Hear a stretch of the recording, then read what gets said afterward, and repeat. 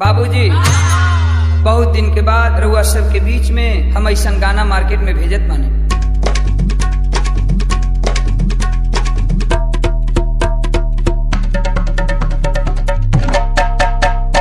अरे इश्क तो बुढ़े भी करते हैं लेकिन कोई शक नहीं करते।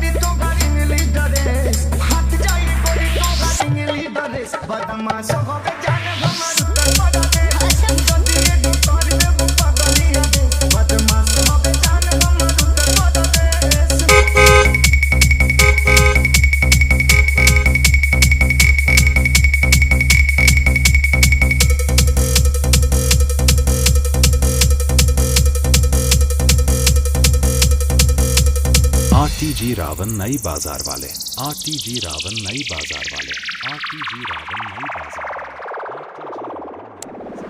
देखा मेरे हम बानी हो ए बाबू बाबू तेरिया सब हार मानल बाटे सुनो हमारा बेरिया सुनो होला काई पूरा हमार गोरिया बदमाशन के लागी बजत गोरिया अच्छा बड़ी डेंजर होई खाली देखो न थे आज फट जाई गोरी तो गाड़ी इंग्लिश डरे अच्छा फट जाई गोरी तो गाड़ी इंग्लिश डरे बदमाश होवे जाने हमार तोरा दे गंदिए गुकर दे बुपा गरिया दे बदमाश होवे जाने हमार तोरा दे।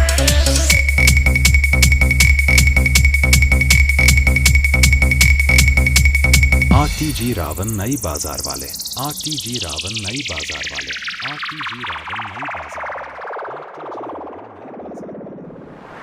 लुट जाइबो ए बाबू जदी मारबो हम इन चनिया नाती नाई तू देखावो केतनोला सुनो बुझा करबे सचिन के इशारा जा यूपी में आई वो दोबारा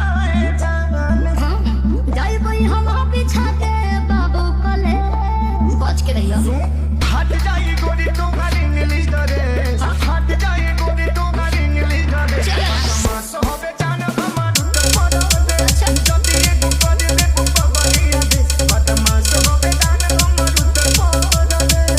अरे हमारी पे बरांडा ईडीएम ड्रॉप के बेताज बादशाह डीजे रावण नई बाजार वाले।